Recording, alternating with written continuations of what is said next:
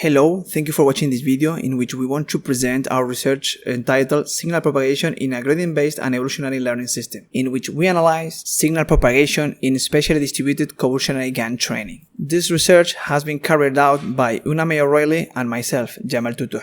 Generative adversarial networks, or GANs, are becoming more and more popular for the capability of training generative models able to create realistic data samples given a training dataset. For example, they have been used to create synthetic images. Here we can see some examples like creating realistic faces or pictures of animals and objects. They have been also applied to medical applications and to create deepfakes. GANs construct generative models by combining two deep neural networks, a generator and a discriminator, that engage in an adversarial learning setup to optimize their weights by addressing a minimax optimization problem. Here we can see the minimax optimization problem defined by Goodfellow, in which the networks apply the binary cross-entropy loss to update the weights of the networks. In general, GAN training can be seen as an arms race between the discriminator and the generator, in which the discriminator learns how to distinguish between real data coming from the real training dataset and fake samples created by the generator. On the contrary, the generator learns how to create fake data samples to fool the discriminator. This training ideally ends in a generator that is able to create such a good data that the discriminator is not able to distinguish between real data coming from the training dataset or synthetic data. This adversarial setup might cause GAN training pathologies or misbehaviors, such as vanishing gradient or mode collapse, that have a negative effect on the results. Vanishing gradient occurs when the discriminator becomes strong too soon that the generator is not able to learn anything. Mode collapse occurs when the generator is able to learn just a given part of the real training data distribution.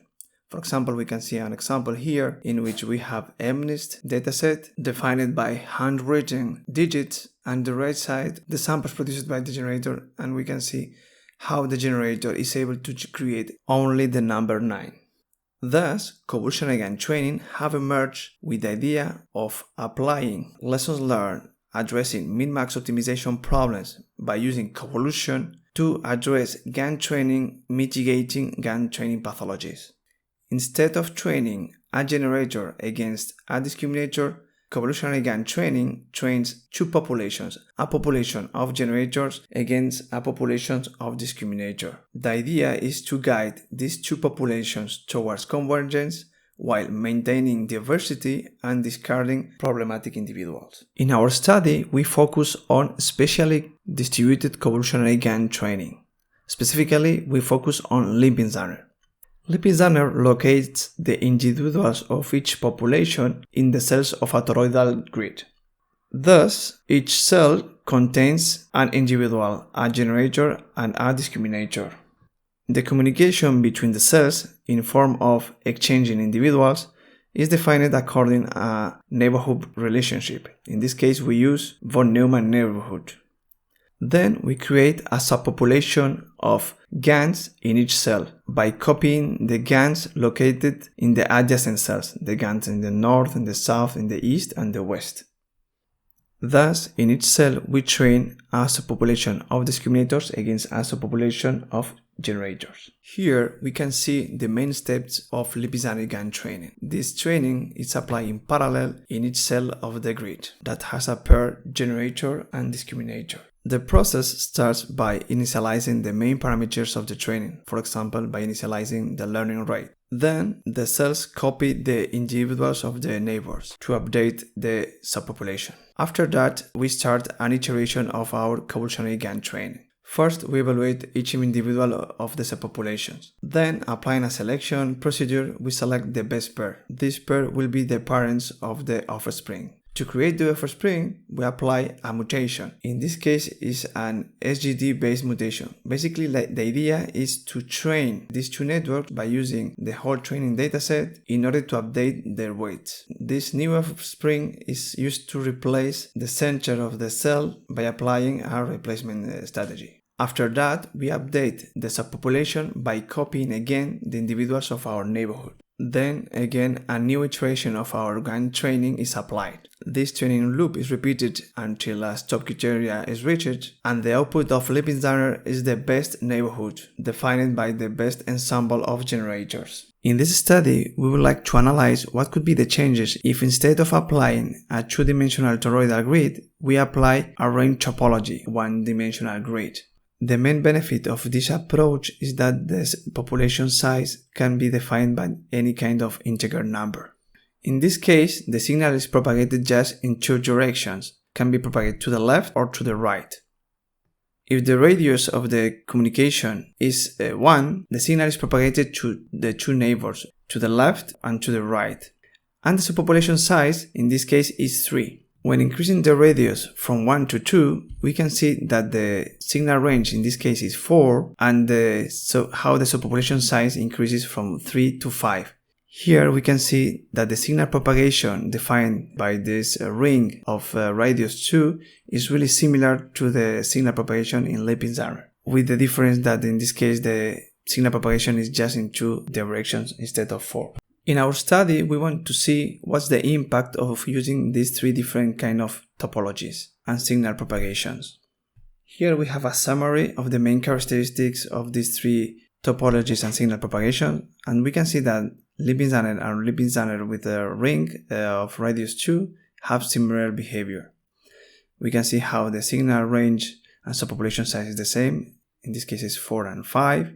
And when we use the ring of radius 1, we can see how the signal range is 2 and the subpopulation size is 3. Among these approaches, we can see that Lipizzaner with radius 1 reduced the signal propagation speed and therefore the communication overheard during the training. Also, we can see that when we use the ring with radius 1, the subpopulation size is reduced and therefore the diversity of the subpopulation. This accelerates the subpopulation convergence and also reduces the number of operations that we have to perform for selection and replacement the individuals. So here we want to see what's the impact of these changes when we apply Coevolutionary GAN training. In order to do so, we carried out an empirical analysis that compares between Lipizzaner that uses the two-dimensional toroidal grid and also Lipizzaner variations that uses the ring topology defined before. Actually, we analyzed different variations of this Lipizzaner with ring topology. We define ring 1 that defines the signal propagation when we apply a ring with radius 1, and ring 2, the same but using radius 2. Also, we defined different stop conditions for these ring variations. Ring 1, the stop condition is to perform the same number of training iterations than Lipizzaner. Ring T1 stops after consuming the same computational time than Lipizzaner, and ring 2 iterates also the same number of iterations than Lipizzaner. The experimental analysis comprises three different datasets, the real well-known MNIST and Scalability, and also the COVID-19 dataset that includes chest X-ray images. We have selected these three datasets because they require different neural network complexities. In turn, we want to analyze the scalability of ring variations by analyzing rings with different number of cells. In order to address MNIST sample generation, our learning approaches will perform 200 training epochs, and we evaluate our approach with populations with size 9, 16, and 25. In order to evaluate the approaches, we will evaluate the quality of generative models, the genome diversity, the diversity of the networks in the population, and the computational time. In order to evaluate the quality of the samples, we analyze the FreshNet inception distance, also called FID score. The lower FID score represents better quality samples. As we can see here, ring with radius 1 variations are the one that gets the best FID scores, the lowest one. This shows its faster convergence. Ring with radius 2 and Lipizzaner provided with really similar results. This shows the impact of having similar propagation signals. Freeman and Holm post-hoc statistical analysis confirm that ring T1 is statistically the most competitive method among the analyzed ones. Also shows that ring 1 provides statistically better results than ring 2 and Lipizzaner for the population size 9. However, for population size 16 and 25, there is no any statistical difference between these three methods. These results shows how smaller subpopulations allows faster convergence because of the lower diversity, and also how faster signal propagation is able to get better advantage of bigger populations. Here we can see also some samples generated with grid size 16. We can see that there are not really huge difference in terms of quality of the generated samples. Now we evaluate the genome diversity. The idea is to evaluate the diversity inside of the populations. In order to do so, we evaluate the L2 distance between the neural network parameters, the neural network weights in the population. The heat maps illustrate the L2 distances between the neural network parameters in a population. Evaluating Lipizzaner with ring with radius 1, we can observe that ring T1 has less diversity than ring 1. Thus, the population diversity, as expected, diminishes with more training, which means that the genotypes are starting to converge. When comparing ring with different radius sizes, ring 1 and ring 2, slower signal propagation by ring 1 allows to maintain more diversity. Finally, comparing Lipizzaner versus ring 2, we can see that there is not a really clear effect on changing the migration from 4 directions of Lipizzaner to 2 directions of ring 2. According to these results, we can see that when the radius increases, the diversity is lower because the propagation of the best individual is faster. Finally, we want to evaluate the computational cost, the computational time in terms of wall clock time. This graph shows the computational cost time and the FID scores in order to compare also the results, the quality of the results obtained. These clusters shows that ring T1, ring 2 and Lipizzaner require close computational times. However, we can see how ring T1 was able to get lower FID values for all the methods, for all the population size. So, given the same computational time, ring T1 is able to get better results than the other two methods. When comparing Lipizzaner versus ring 1, we can see that Lipizzaner require between 14 and 33% of longer computational times to get similar FID results. In turn, we can observe that as the population size increases, the computational time savings is reduced. Thus, the computational effort of using 40% bigger subpopulations affect less time as the population size increases. Here we can see the scalability analysis. The idea is to evaluate the quality of the generated samples by increasing just by 1 the number of cells, the number of individuals of our population. As it can be seen, as the number of individuals is increased only by 1, the results are improved. So here we can see one of the benefits of using a ring topology, but if you are using an A times B two-dimensional grid, you require to add A individuals or B individuals. In this case, in order to evaluate the quality of the samples, we use the inception score. In contrast with FID, in this case, higher inception score represents better quality samples. As we can see in the table, there is no significant difference between the results of both methods. For Celeb A, ring 1 was able to get the best results, and for COVID-19, Lipizzaner was able to get the best results. Here we can see some samples of the data generated by our approaches. However, when evaluating the computational time is when we see the benefit of using the ring topology. As we can see here, when we use a ring 1, we were able to save 23% of the computational time when we were addressing Celeb A, and 41% of the time when we were addressing COVID-19.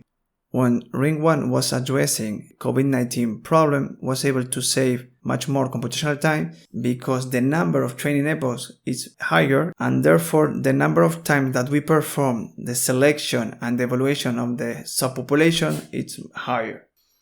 And as the populations in ring 1 are smaller, the number of times that we perform this operation are lower. As the main conclusions of this empirical analysis, we can see that the change of two-dimensional grid topology to a ring topology does not lead to a loss of quality, but it might improve them.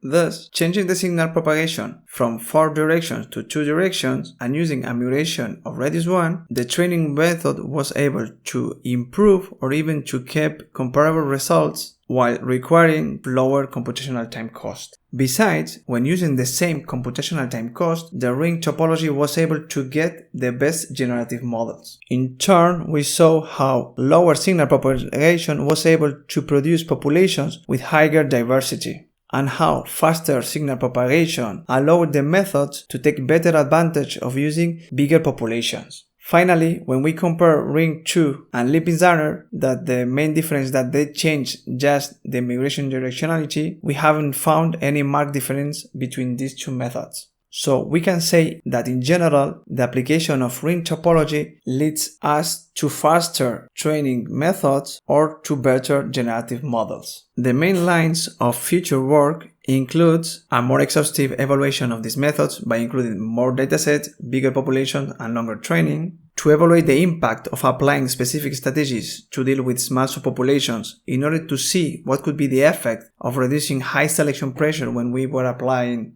Ring 1. Finally, we like to explore new GAN training methods that also evolve the network architectures during the Coevolutionary GAN training process. Thank you for watching this video.